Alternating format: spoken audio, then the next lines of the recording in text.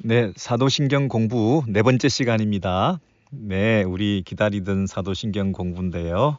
오늘 전능하심에 대해서 하나님은 전능하시다. 우리 사도신경에 그게 몇 번이나 나오던가요? 전능하사 제일 처음에 우리가 사도신경 제일 처음에 전능하사 천지를 만드신 하나님 아버지를 내가 믿사오며 항상 그 한글 번역에는 사도신경이 전능하사 이게 제일 먼저 나옵니다. 그러니까 이 부분 하나님은 전능하시다. 이거 굉장히 위대한 신앙 고백이지 않습니까? 이 부분이 무엇을 의미하는지 하나님의 전능성에 대해서 우리가 믿는데 진짜 그것을 믿을 때 어떤 의미가 있는지 사도신경 끝에 보면 또 전능하시는 하나님이 또 나오죠. 하늘에 오르사 죽은 자 가운데서 다시 살아나시며 하늘에 오르사 전능하신 하나님 우편에 앉아 계시다가 그랬잖아요. 그러니까 이 짧은 사도신경에 하나님에 대한 고백이 전능하신 하나님, 전능하사 천지를 만드신 이 두 번이나 나오고 있지 않습니까? 그래서 하나님은 한마디로 전능하신 분이다. 이 부분을 우리가 잘 이해해야 사도신경을 처음부터 잘 고백할 수 있고 또 중간 부분에 그 의미도 우리가 잘 헤아려서 이 고백의 진정성을 담아서 그냥 입으로만 전능하신 하나님이 아니라 하나님의 전능성에 대해서 우리가 의심하지 않고 이 고백을 드릴 때 하나님께서 그 고백을 받으실 거 아니겠습니까? 그러므로 오늘 하나님의 전능성에 대해서 우리가 다시 한번 살펴볼 텐데요. 사실 이 하나님이 전능하시다 이 부분에 대해서 시비들이 많습니다. 하나님은 진짜 전능하신가? 전능이라는 말은 문자 그대로 모든 것을 할 수 있다. 모든 것을 할 수 있다. 그런데 하나님은 진짜 모든 것을 할 수 있는가? 철학적으로나 신학적으로나 그동안 역사적으로 수천 년에 걸쳐서 신에 대해서 그리고 신의 전능성에 대해서 탐구하고 또 의심하고 회의하고 그 많은 질문들을 해왔던 것이 사실이죠. 하나님은 진짜 모든 걸 다 하실 수 있는가? 그 질문에 대해서 하나님은 못하시는 것도 있다. 이렇게 철학적으로 접근해 가기도 합니다. 그리고 하나님이 정말 모든 것을 다 하실 수 있다고 한다면 악의 문제를 왜 내버려 두시는가? 이 두 가지 문제, 논리적으로나 하나님의 그 전능성을 부인하는 하나님 할 수 없는 것도 있다라고 주장하는 그런 견해들도 있고 그리고 하나님 모든 것을 다 잘하실 수 있으실 텐데 왜 이 세상을 악이 넘치는 악의 문제를 해결하지 못하는 채 내버려 두느냐 그건 하나님이 할 수 없는 것 아니냐 전능하지 못한 것 아니냐 하는 이 두 가지 문제가 늘 이 하나님의 전능성에 대해서 회의를 가져오게 되는 그런 질문 근원적인 질문이었습니다. 첫 번째로 우리가 이런 말들을 많이 합니다. 하나님이 다 할 수 있다고 하는데 어떤 역설적으로 하나님이 할 수 없는 것도 있다라는 말들을 막 논리적으로 만들어내는 그런 접근들도 많았습니다. 그 스톤 패러독스 돌의 역설이라고 하는데요. 제가 하는 질문을 여러분께서 답해 보셔요. 하나님은 자신이 들어 올릴 수 없는 돌을 만들 수 있는가? 있습니까? 없습니까? 자신이 들어 올릴 수 없는 돌을 만들어낼 수 있으신가? 만약에 그 질문에 대해서 없다. 하나님은 자신이 들어 올릴 수 없는 돌을 만들 수 없다고 한다면 만들 수 없으신 분이니까 그분은 전능하지 않으신 분이잖아요. 반대로 하나님은 자신이 들 수 없는 돌을 만들 수 있다. 돌은 만들 수 있지만 그래서 전능성을 주장하려고 하지만 자신이 들 수 없는 돌을 만들 수 있다 그랬기 때문에 들 수 없는 돌이라고 했으니까 그분은 전능하지 않은 거잖아요. 예. 그래서 결론적으로 하나님은 어떤 경우에도 전능하지 않다. 전능함에 손상이 가는 논리적으로 하나님의 그 전능성을 증명해낼 수 없다. 이렇게 역설적으로 주장하는 사람들도 있었거든요. 하나님은 자신이 들 수 없는 돌을 만들 수 있는가? 이 질문에 대해서 여러분 답해 보십시오. 만들 수 있다. 그래도 들 수 없는 돌이 있다는 뜻이고, 만들 수 없다. 그래도 만들 수 없으니까 전능하지 못한 분이고, 그러니 어떤 경우에도 하나님은 전능하지 않으신 분이다. 이렇게 주장하게 되거든요. 예. 그런데 이런 질문들에 대해서 어떤 해결책이 있느냐 하면 하나님께서는 자신의 본성에 위배되는 일은 하시지 않는다.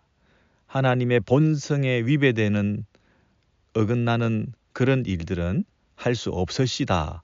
예. 하나님도 할 수 없는 일이 있다. 이렇게 주장하는 거죠. 예. 하나님은 전능하시다는 그 뜻은 하나님의 본성에 어긋나는 일도 하실 수 있다는 뜻은 아니다 이 말입니다. 예를 들면 하나님은 영이시다. 하나님 영이시잖아요. 그 신체가 없으시고 물질적으로 존재하지 않으시잖아요. 그러므로 그분은 피곤하실 수가 없죠. 그분은 주무실 수가 없죠. 그분은 걸어 다닐 수가 없죠. 그분은 할 수 없는 게 너무너무 많은 거예요. 그분은 지칠 수도 없으셔요. 할 수 없어요. 그분은 죄가 없는 분이십니다. 본성적으로 그분은 죄가 없는 분이시기 때문에 그분은 죄를 지으실 수가 없어요. 할 수 없는 게 있죠. 히브리서 6장 18절 같은 데 보면 하나님은 거짓말을 하실 수 없으시니 그런 대목이 있습니다. 그래서 하나님은 거짓말을 하실 수 없기 때문에 우리는 그분의 약속과 맹세를 신뢰할 수 있고 그 사실이 주는 하나님 반드시 약속과 맹세를 지키실 거기 때문에 우리가 위로와 소망을 얻을 수 있다 이렇게 돼 있잖아요. 그러므로 하나님이 거짓말을 하실 수 없다. 예, 그분 하실 수 없는 게 분명히 있습니다. 왜냐하면 본성적으로 그분은 참이시고 진실되시기 때문에 그분은 거짓을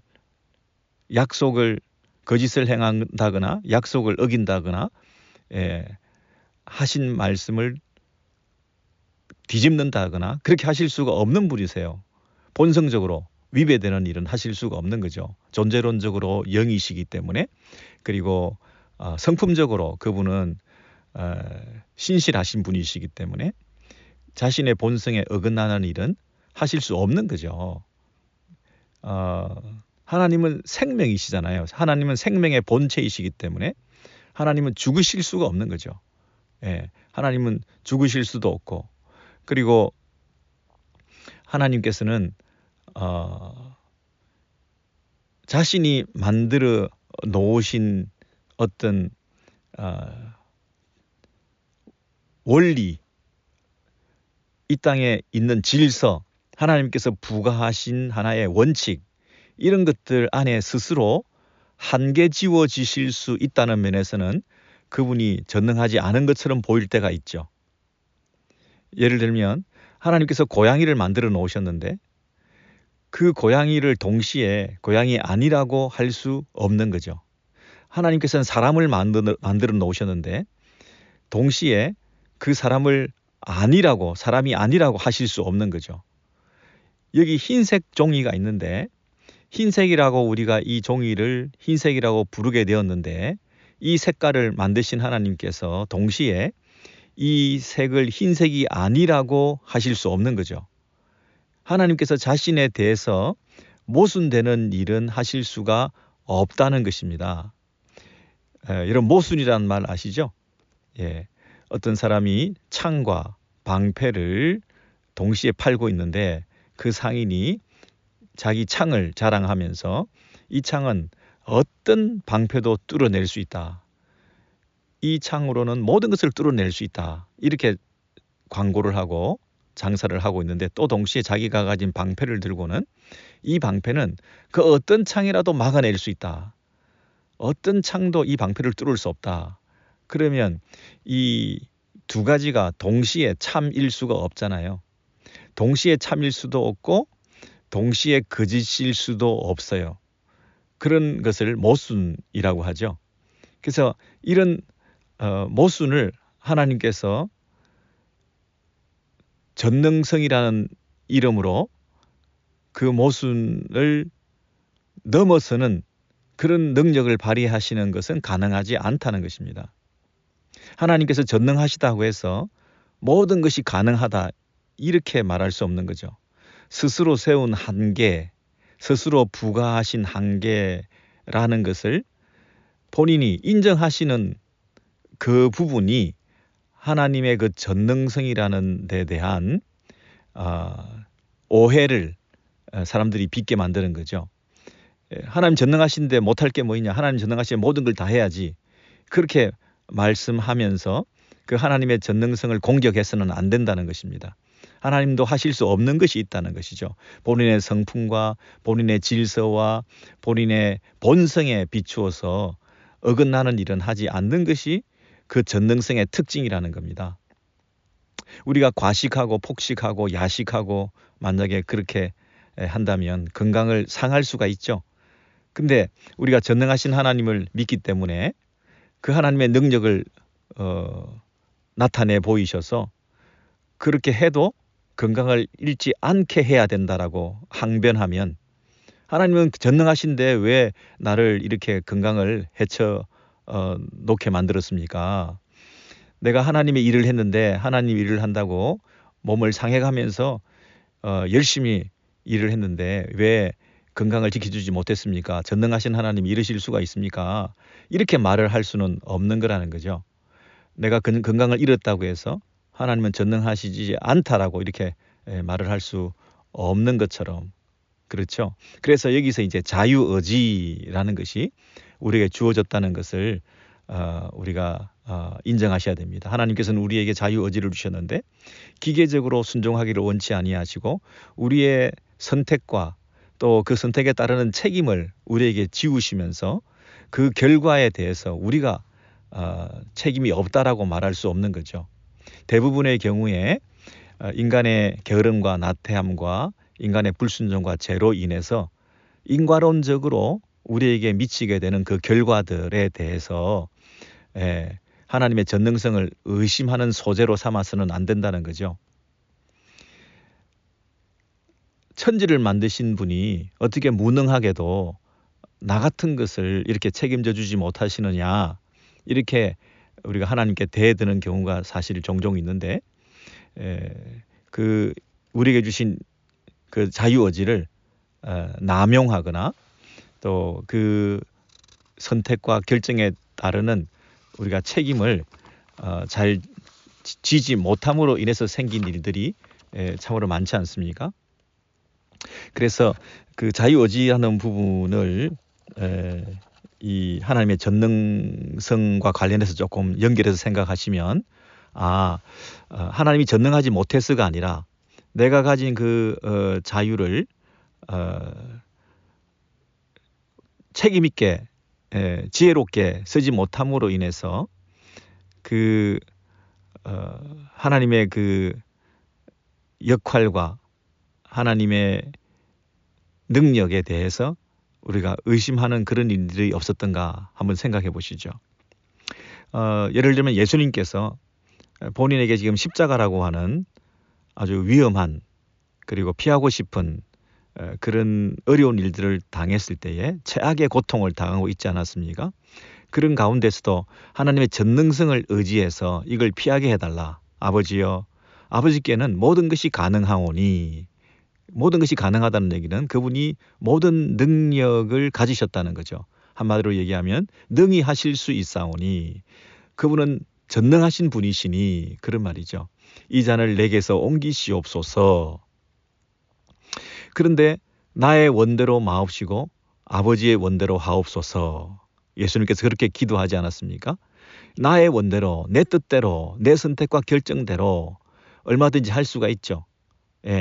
그래서 그 내 선택과 결정을 가지고 내 자유 의지를 가지고 그렇게 했을 때에 그 결과에 대해서 하나님 뜻을 거스르게 된 거죠. 하나님 뜻을 거스림으로 말미암아 생긴 불순종과 또 하나님께 영광 돌려드리지 못했던 그 모든 일들이 일어났다고 해서 하나님께서 전능하신데도 불구하고 나를 이렇게 망가뜨려 놨다고 말할 수는 없는 거잖아요.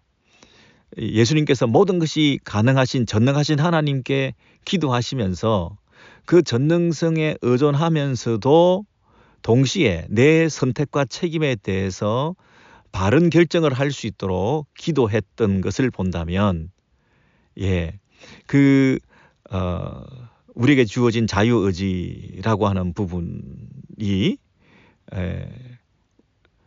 그 하나님의 전능성을 빙자해서 우리 마음대로 오용하고 자유의지를 오용하고 남용해서 생긴 그 결과에 대해서 하나님 앞에 어필할 수 있는 것은 아니다 하는 것이죠. 하나님께서는 능히 하실 수 있사오니 마가복음 14장 36절, 마태복음 26장 39절, 이 잔을 내게서 지나가게 하옵소서. 이 잔을 내게서 지나가게 하옵소서. 하나님 능히 하실 수 있사오니. 전능하시면 이거 하셔야죠. 전능하시면 이거 해주셔야 됩니다. 그러나 나의 원대로 마옵시고 내 선택과 내 자유의지에 의한 결정, 내가 원하는 대로라고 한다면 이렇게 하고 싶은 마음이 있지만, 그러나 아버지의 원대로 하옵소서. 나는 아버지의 뜻대로 순종하겠습니다.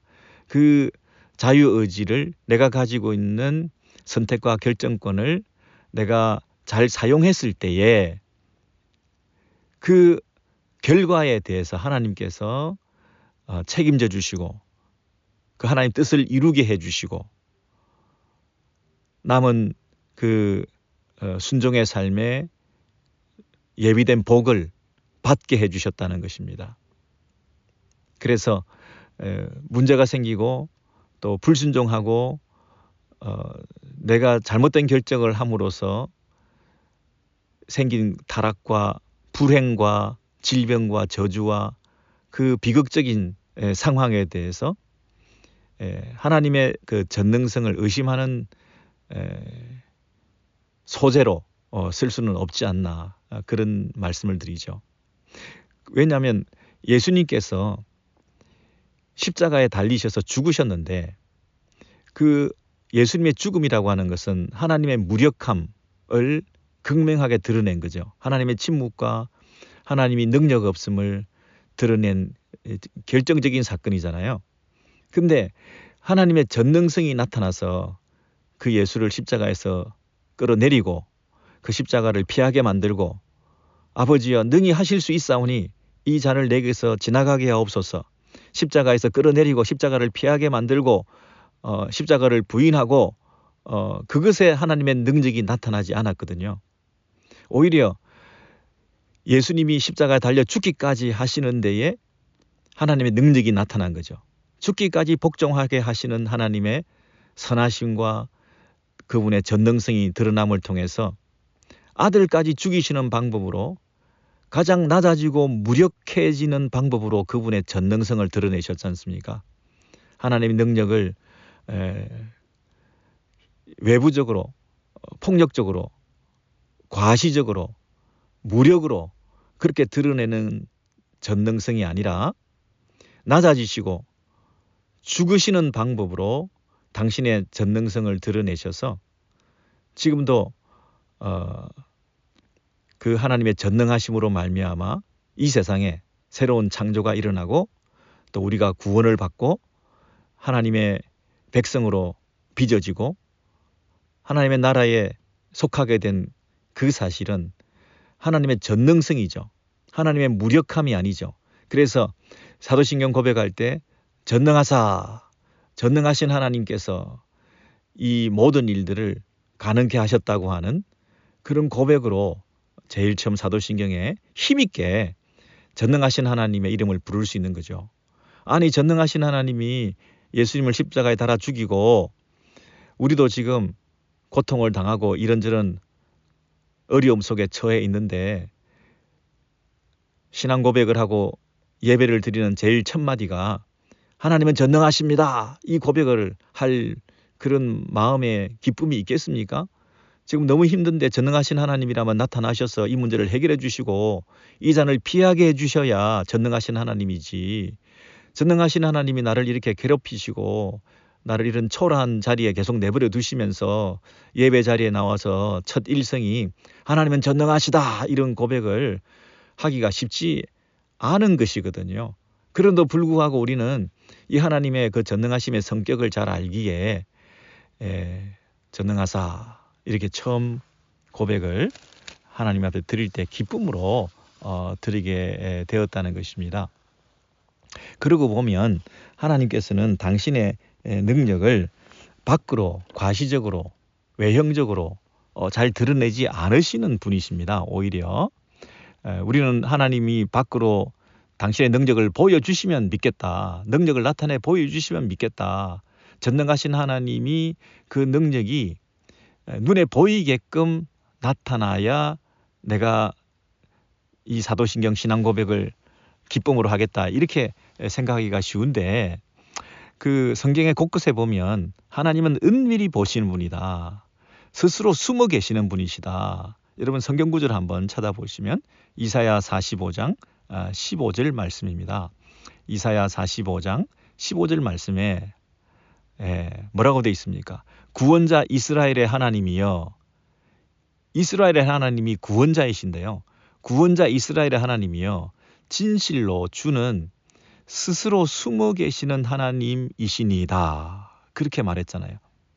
하나님이 이스라엘을 구원해 주시는데 그 구원에 대해서 말씀하시면서 그 구원은 누구를 통해서? 그 역사의 주권자 되시는 하나님께서 고레스 왕의 도움을 받아서 이스라엘이 이제 구원을 받게 되는데 이 모든 역사를 주관하시는 그 하나님께서 겉으로 다 공표하면서 또 모든 사람이 잘 알게끔 이렇게 자신을 능력을 나타내 보여주시는 이런 방법이 아니라 마치 숨어 계시는 것처럼 역사를 고요히 묵묵히 운행하시면서 우리가 생각하지 못했던 방법으로 하나님께서 은밀히 이렇게 일하고 계시는, 그래서 진실로 하나님은 스스로 숨어 계시는 하나님이시니다 이렇게 고백할 정도였다는 거죠. 스스로 숨어 계시는 하나님이시다. 그래서 자신을 보여주지 않으시면서 그래서 우리는 갑갑해하죠. 그래서 갑갑하다 보니 당신이 스스로 숨어 계셔서 자신을 보여주지 않으시니까 우리가 하는 일은 뭐죠? 우상을 만드는 거죠. 우상을 만들어서 섬기고 싶어 하는 거죠. 형상을 만들어서 절하고 싶어 하는 거죠. 답답한 우리 하나님은 숨어 계시니까 이스라엘 백성들은 형상을 만들어서 그것을 하나님이라고 말하고 싶은 거죠. 그래서 이방 종교의 영향을 받아서 금송아지를 만들기도 하고 그 송아지를 하나님이라 이렇게 형상화해서 그 하나님을 눈에 보이는 하나님으로 역사하시도록 그렇게 절하고 또 그분을 기쁘시게 하기 위해서 제사 드리고 하는 그런 방식의 종교 생활로 사람들이 자신의 그 신앙을 표현하려고 하는 그런 답답함이 있죠. 왜냐하면 하나님은 나타나지 아니하시고 스스로 숨어 계시는 하나님이시기 때문에 뭔가를 만들어서 눈에 보이는 것에 절하고 싶은 인간의 종교적 본성, 그 누구나 가지고 있는 하나님에 대한 마음의 갈망 이런 것들이 있기 때문에 그 절대자를 향하여 예배하기를 원하는 그런 모습이 있는데 우리 여호와 하나님께서는 그런 형상을 만들지 말라. 유일하신 하나님 한 분, 그 한 분 하나님 앞에 예배하는 방식을 다 정해주시지 않았습니까? 그래서 우리가 볼 수 없지만 숨어 계시면서 지금도 역사의 배후에서 모든 일을 감당하고 계시고 섭리하고 계신다는 그 사실에 대해서 우리가 인정하는 거죠. 하나님은 숨어 계시면서도 동시에 명백하게 일하고 계신다. 숨어 계시면서도 스스로 자신을 감추고 자신을 드러내 보이지 않으시는 것 같지만 여전히 그분은 우리와 함께 하신다. 아멘. 그게 하나님의 전능성입니다. 온 천지에 하나님이 어디 계시냐? 하나님이 정말 능력이 있으신가? 하나님은 스스로 숨어 계시면서도 당신의 전능성을 드러내 보이고 계신다는 그 사실을 우리가 믿는 거죠. 그래서 그 하나님께서, 전능하신 하나님께서 우리와 함께 하신다. 우리와 함께 하신다 사실을 우리가 그 사실을 의심하지 않고 우리는 예배 시간에 전능하신 하나님을 고백하는 거죠. 능력은 하나도 안 나타나 있고 나는 현실적으로 너무나 초라하고 그리고 눈에 보이는 것이 아무것도 없고 그리고 형상을 만들어 절해야 되는데 그런 어떤 종교적 욕구를 채워주지도 않는 예배 자리에 나와서 아무것도 보이지도 않는데 그분을 우리가 예배하면서 그분을 향해서 우리는 전능하신 하나님이다. 전능하사. 이렇게 고백한다는 것이죠. 여러분 어떠신가요? 이런 고백이 우리 안에 좀 회복되었으면 좋겠는데요. 자, 그러면 이 하나님께서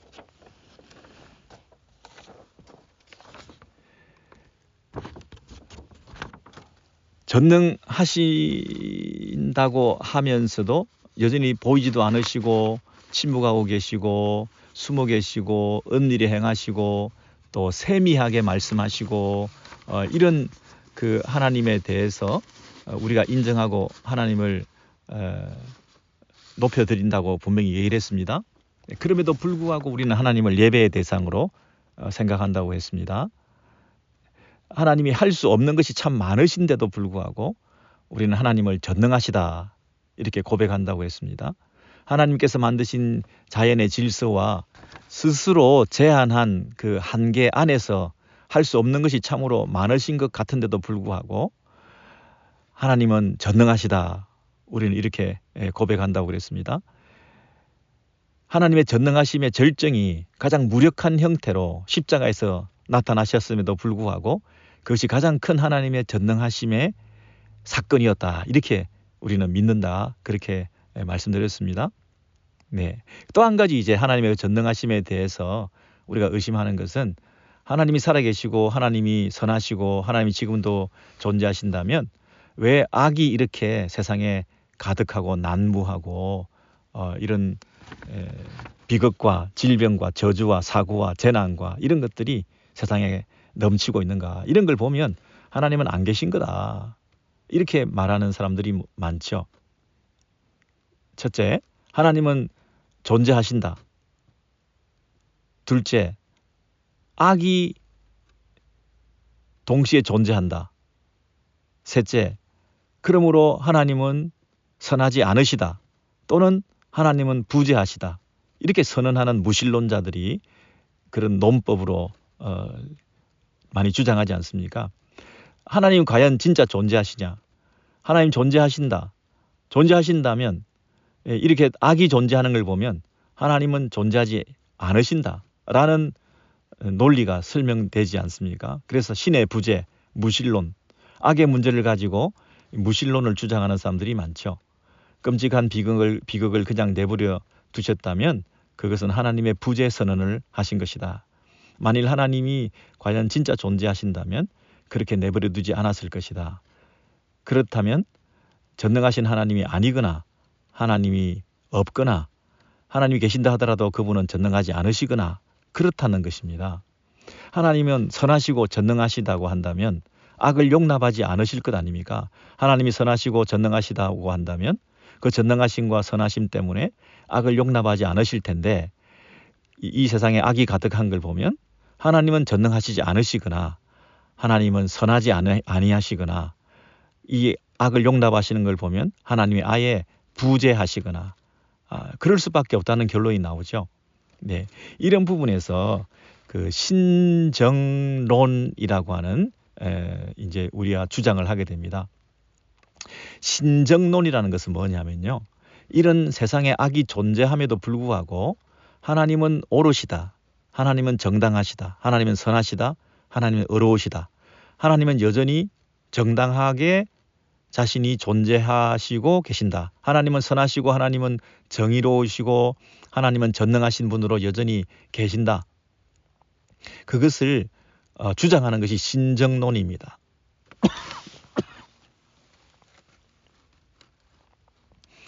신정론이 뭐라고요? 악이 존재함에도 불구하고 하나님은 정당하다. 이게 신정론입니다. 그런 면에서 하나님의 선과 하나님의 의로움과 정당함을, 하나님의 전능성을 여전히 우리가 변호한다는 면에서 변신론이라고 얘기하기도 합니다. 신을 변호한다는 거죠. 변신론, 신정론, 똑같은 말입니다. 그러면 하나님을 어떻게 우리가 변호할 수 있겠습니까? 악이 존재하는데, 악이 존재하는 걸 보면 신이 존재하지 않는다 라고 하는 주장하는 사람들에 대해서 악이 존재함에도 불구하고 신은 존재한다. 신은 오롯이다. 전능하신 하나님이 계신다면 이 악한 세상을 내버려 두지 아니하실 텐데, 이 악한 세상이 여전히 있음에도 불구하고 하나님은 전능하시다. 이걸 어떻게 우리가 변호할 수 있겠습니까? 하나님에 대한 신정론을 펼칠 수가 있겠습니까? 다시요. 신정론이 뭐라고요? 신이 있는데 그 신이 그 세상에 있는 악에 대해서 제거해야 되겠다. 악을 극복하고 싶은 의지가 있느냐? 악을 극복하고 싶은 의지는 있는데 그 악을 극복할 수 있는 능력이 없다면, 그러면 그분은 능력이 없으니까 신의 전능성, 하나님의 전능성을 인정할 수 없고 그분은 신도 아니죠. 두 번째로, 신이 있는데 그 신이 악을 제거할 수 있는 능력이 있어요. 능력이 있는데 그 악을 제거하고 악을 극복하고 싶은 의지가 없어요. 그럴 마음이 없다고요. 그러길 원하지 않습니다. 그러면 그 신은 악의적인 거죠. 악을 극복하고 싶은 선한 분이 아니신 거죠. 사랑의 신이 아니고 선한 신이 아닌 거죠. 능력은 있는데 극복하지 않고 있으면 능력이 없는 거나 마찬가지죠. 그러므로 그분은 참된 신이 아닌 거죠. 세 번째로, 그분은 신이 있는데 그분은 악을 제거할 능력도 없고, 그리고 악을 극복할 의지도 없고, 악을 극복하고 싶은 마음도 없어요. 그러면 그 신은 아주 연약한 신이고 능력이 없으니까, 그리고 악의적이기까지 해. 능력도 없으면서 악에 대한 대항할 수 있는 그런 마음도 없으니까 악과 짝하고 있는 악의적인 존재죠. 그러니까 이건 신도 아니야. 네 번째로, 신은 있는데 이 신이 악을 극복하고 싶어 해요. 악을 극복하고 싶어하는 의지가 있어요. 그리고 극복할 수 있는 능력도 있어요. 극복할 수 있는 능력도 있고 극복하고 싶어 하기도 하고, 그래야 이 신이 선하신 신이고 그리고 전능하신 신이잖아요. 그 전능성과 그 선한 그 신이 분명히 참된 신이라고 말할 수 있죠. 그 위에 세 가지는 능력은 있지만 의지가 없고, 의지는 있지만 능력이 없고, 의지도 없고 능력도 없고, 이 세 가지는 다 신이라고 할 수가 없어요. 신이라고 할 수 없는 그들을 대항해서 진짜 신이 될 수 있는 것은 악을 극복할 의지도 있고 악을 극복할 수 있는 능력도 있고, 그래야 참된 신이잖아요. 근데 이 신이 능력도 있고 의지도 있는데, 그러면 이 세상에 있는 악은 어떻게 설명할 수 있느냐는 거죠. 지금 있는 이 악은 왜 그대로 내버려 둔 것이며, 이 악은 어디서부터 온 것이며, 왜 그대로 놔두고 없애지 않느냐 하는 이 질문에 대해서 변호를 해야 되는 거죠. 이 신에 대한 변신을 해야 되는 거죠. 변호를 해야 되는 거죠. 신정론을 펼쳐야 되는 거죠.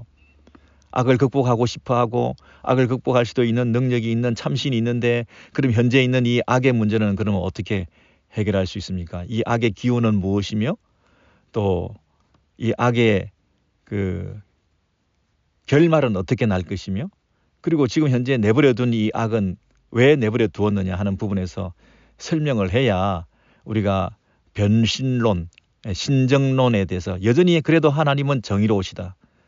악이 존재해도 그럼에도 불구하고 하나님은 정당하시고 어려우시고 전능하신 분이시다. 이렇게 신정론을 펼칠 수 있는 거잖아요.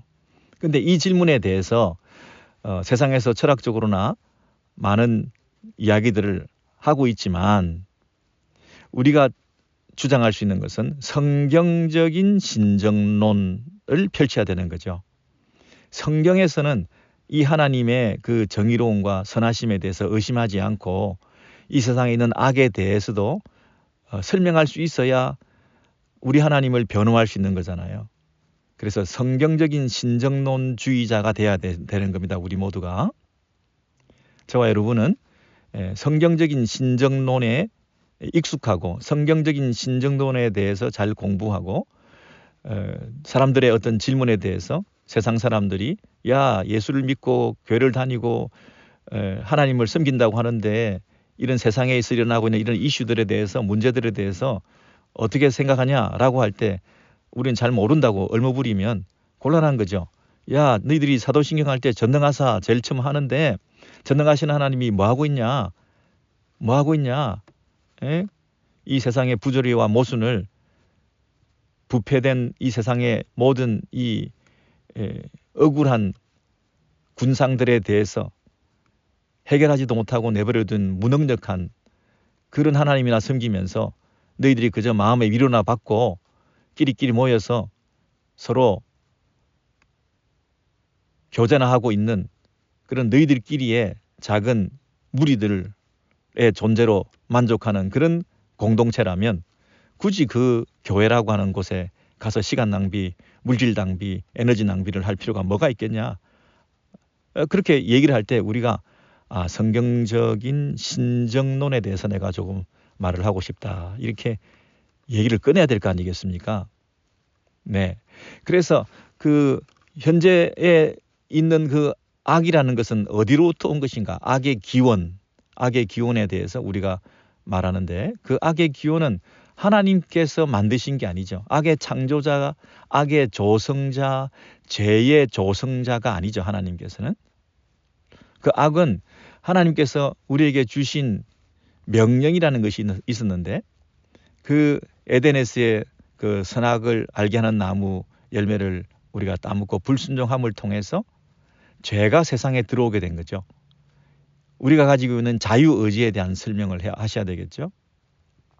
우리를 기계적으로 로봇으로 만들어 놓으신 것이 아니라 우리 안에 있는 자발적인 순종을 통해서 아버지가 하나님께서 기뻐하시는 그런 방식으로 하나님과 우리 인간들 사이에 관계가 설정되었는데 우리 안에 무한한 자유를 주시고 동산에 있는 그 모든 나무의 열매를 임의로 다 따먹을 수 있는데 오직 한 가지 하나님과 우리 사이에 경계를 두신 그 한 가지마저 따먹음으로 말미암아 우리가 하나님처럼 하나님과 같이 되려고 했던 그 하나님의 영광을 찬탈하는 그 범죄로 말미암아 하나님의 명령을 어겼던 그 일로 인해서 이 세상에 죄가 들어오게 되었다 그랬잖아요. 그래서 그 결과 모든 관계들이 깨어지고 죽음과 고통이 드리워지게 된 거죠. 한 사람이 범죄함으로 말미암아 죄가 세상에 들어오고 그 죄로 말미암아 사망이 이 땅에 왔다. 로마서 5장에서 그렇게 말씀하지 않았습니까? 하나님께서 우리에게 주신 그 무한한 자유, 무한하신 그 자유 의지를 인간이 오용함으로 말미암아 자유를 남용함으로 말미암아 인간이 그 자유에 대한 그 의미를 하지 않는 것도 내 자유인데 마음대로 하는 것이 자유인 것으로 착각해서 할 수 있음에도 불구하고 안 하는 것이 더 높은 차원에서의 자유임에도 불구하고 인간의 잘못된 선택으로 인해서 이 세상에 악이 퍼지게 된 죄의 영향권 아래에 놓이게 되고 사망이 왕노릇하는 세상이 되어서 하나님과 인간 사이의 관계, 인간과 인간 사이의 관계, 인간과 자연 사이의 관계들이 다 깨어짐으로 말미암아 피조물들이 탄식하고 기다리고 고통함으로 신음함으로 이 세상 가운데 있을 수밖에 없는 세상의 이런 타락한 질서 아래에 우리가 살게 됨으로 말미암아 이 세상이 악과 죄로 말미암은 그런 다툼과 분쟁과 갈등과 전쟁의 양상으로 이렇게 어려움 속에 어둠 속에 놓이게 되었다고 하는 사실에 대해서 그 악의 기원에 대해서 이 악의 출처에 대해서 우리가 설명할 수 있어야 될 것 같고요. 그럼에도 불구하고 이 악이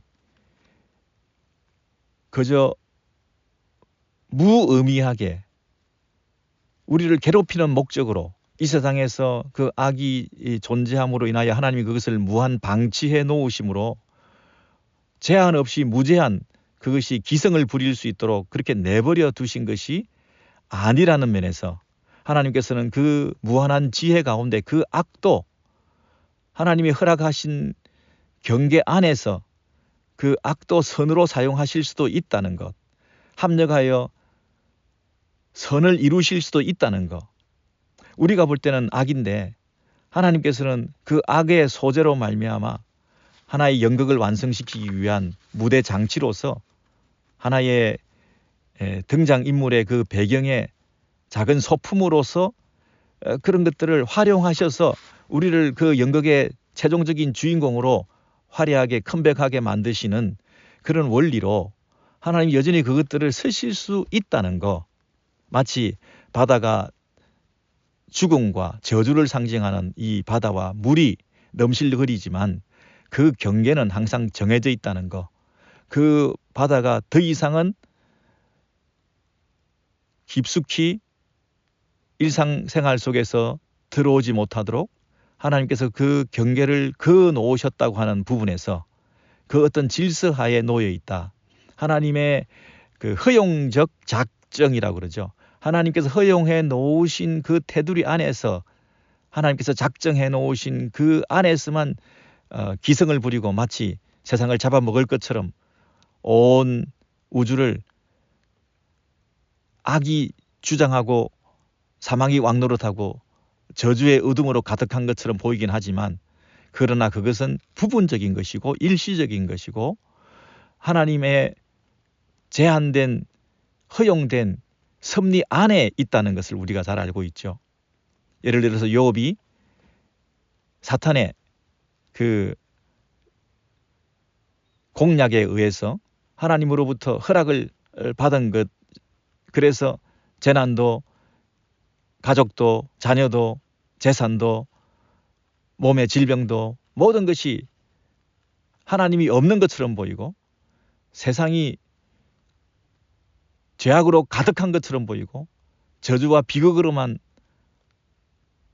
최악의 상황을 당한 것처럼 보이고 어떻게 이런 재난이, 어떻게 하나님이 계시면 이런 고통이 있을 수 있겠느냐. 그것도 무제한 욥에게 일어난 그 이해할 수 없는 고난에 대해서 그러나 처음부터 하나님께서는 욥에게 생명은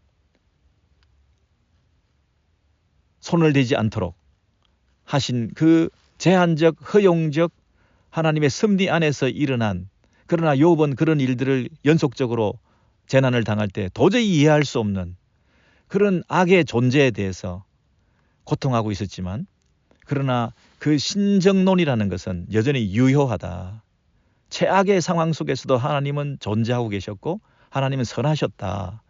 최악의 상황 속에서도 하나님을 향하여 악의 존재 때문에 하나님은 부재 선언을 우리가 할 수가 없는 여전히 하나님은 선하시고 무력해 보이고 나에게 아무런 도움이 안 되는 아무리 기도하고 구해도 하나님께서 반응도 하지 않고 계시는 그 하나님을 우리는 전능하시다. 하나님은 우리에게 사랑하신다. 이렇게 말할 수 있는 이 신앙, 이것이 성경적인 신정론을 우리가 주장하는 것이죠. 세상의 모든 인간의 무수한 고통 가운데에서도 여전히 하나님은 선하시고 전능하시다. 그래서 우리가 할 수 있는 건 뭐라고요? 하나님을 신뢰하는 것이다. 그리고 하나님을 사랑하는 것이다. 그리고 하나님을 예배하는 것이다. 최악의 고통 가운데서도 욥이 드렸던 하나님에 대한 예배, 내가 입술로 하나님을 원망하고 범죄하지 아니하고 욕하지 아니하고 나는 이 잿더미 위에서도 하나님을 찬양한다. 내가 빈손으로 왔으니 빈손으로 돌아가는 것이 너무나 당연하고, 내게 복을 주신 그분께서 내게 가진 것을 앗아가는 것도 너무나 당연하고, 여전히 그 하나님은 선하시다. 하나님은 전능하시다. 전능하사 사도신경을 고백하며 욥이 하나님 앞에 예배를 시작했던 것, 우리와 함께 이렇게 오버랩하면서 동일한 신앙을 가진 거 아닙니까? 그래서 욥이 그 최악의 상황에 끝까지 그 이유를 몰라서 하나님 앞에 질문했습니다. 왜 이런 일이 일어났습니까? 죄 때문에 인과론적으로 이런 비극이 일어났다고 하는 그 수많은 친구들의 그 손가락질에 대해서 나는 하나님 앞에 정직하고 선한 삶을 살아왔음에도 불구하고 이런 최악의 고통을 당하는 그 이유를 나는 알지 못하겠습니다. 무죄한 자의 그 고난에 대해서 질문을 막 하면서 하나님 앞에 항변하고 하나님을 향해서 질문을 얼마나 많이 쏟아내 놓았습니까? 근데 하나님께서 마지막에 만나주시면서 그 욥의 질문에 대해서 대답하지 아니하시고, 그 욥의 그 많은 질문에 대해서 대답을 하지 아니하시고, 오히려 하나님께서는 욥에게 당신의 질문을 하시는 겁니다. 대답하지 아니하시고 다시 물으시는 질문을, 질문하는 사람에 대해서 다시 질문하시는 그 하나님, 우리가 완전한 대답을 얻을 수가 없는 거죠. 초월의 영역인 거죠. 무한하신 하나님의 지혜 가운데에서 우리가 다 이해될 수가 없는 거죠. 우리가 질문하고 의심하는 그 부분들을 대답을 들음으로써 해결될 수 있는 것이 아니라는 거죠. 대답을 들어서 이해됨으로 이 문제가 해결될 수 있는 신정론이 아니라는 거죠. 우리가 다 이해될 수 있다면, 내 이해의 영역 안에 있다면 그 하나님의 정의로우심과 의로우심과 전능하심에 대해서 내가 다 안다는 꼴 아니겠습니까? 하나님의 무한하신 지혜와 그 능력에 대해서는 우리가 이해될 수가 없다는 거죠. 우리의 질문으로 답을 얻는다고 해서 그 답의 이해의 정도에 따라서 하나님 우리가 제대로 변호할 수 있는 변호사가 될 수 있다는 게 아니라는 거죠. 아무리 많은 질문을 해도 그 질문에 답을 얻는다 하더라도 우리는 하나님을 제대로 다 알 수 없는 거죠. 그러니 하나님께서 우리에게 도리어 역으로 질문하시면서 내가 세상을 창조할 때 너는 어디 있었느냐? 그 무한하신 능력과 지혜에 대해서, 하나님의 그 스케일에 대해서, 하나님의 깊이에 대해서, 하나님의 무한하심에 대해서, 그 능력에 대해서, 전능하심에 대해서 우리가 감히 우리의 입술로 뭐라고 말을 할 수가 없어서 말문이 막힐 수밖에 없는 거죠. 그래서 우리는 그 하나님에 대한 신뢰, 주권, 의지, 그리고 최종적으로 경배, 예배, 고백, 그것 외에는, 사도신경의 신앙 고백 외에는, 전능하신 하나님에 대한 고백 외에는, 그 전능하신 하나님에 대한 신뢰 외에는, 그 하나님에 대한 우리의 하나님을 사랑한다 하는 그 고백 외에는 더 드릴 말씀이 없는 거죠. 고통을 허락하시고 이 세상에 악이 가득하게 되어 있지만, 그러나 궁극적으로 그 악의 해결을 위해서 예수 그리스도께서, 당신의 아들 하나님께서 이 땅에 보내셔서 십자가에 죽으시고 부활하시는 사건을 통하여 악을 이기는 최종적인 승리를 염두에 두시고, 무죄한 자, 죄 없는 자, 하나님의 아들이신 그분이 이 땅에 오셔서 죽으시는 방법으로 우리의 그 악을, 이 세상의 모순을, 이 세상의 모든 부조리를 다 털어주시고 말끔히 씻어주시고 궁극적으로 이 악을 처리해 주시는 그 방법으로 예수 그리스도를 이 땅에 보내주셨던 그 그림자로 무지한 욥의 그 고난에 대한 그림을 어렴풋이나마 우리에게 보여주셔서, 하나님께서 우리를 버리지 아니하신다. 이 난무하는 고통과 제약과 비극의 질병의 저주의 이 세상을 살아가면서도 여전히 우리는 궁극적으로 완성될 구원의 날을 기대하고 우주적으로 회복될 하나님의 나라를 생각하면서 영원한 구원의 날, 영원한 하나님 나라의 완성, 하늘과 땅이 통일되는 하나님의 통치가 온전히 이 땅에 실현되는, 악이 온전히 제거되고 종식되는 그 날을 생각하면서 하나님은 여전히 일하고 계시고 하나님은 여전히 전능하시고 하나님은 여전히 선하시다라고 하는 성경적인 신정론을 펼쳐 나가는 것이죠. 그래서 다 이해되고 논리적으로 맞아서 하나님이